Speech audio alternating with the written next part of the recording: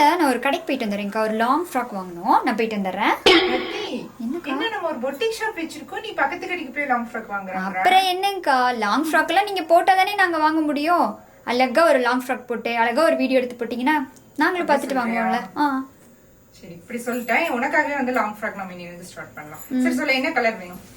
அது வந்துட்டு நம்ம ஓகேவா?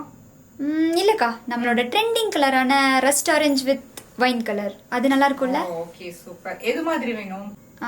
எப்படின்னா சாரியில் எப்படி ப்ளீட்ஸ் எடுத்து அழகா கட்டுறீங்களாக்கா, அதெல்லாம் எங்களுக்கு வராது இல்ல. ஸோ எங்களுக்கு ஃப்ராக்ல அழகா ப்ளீட்ஸ் வச்சு ஸ்டிச் பண்ணி கொடுங்கக்கா. சரி ஓகே டன்.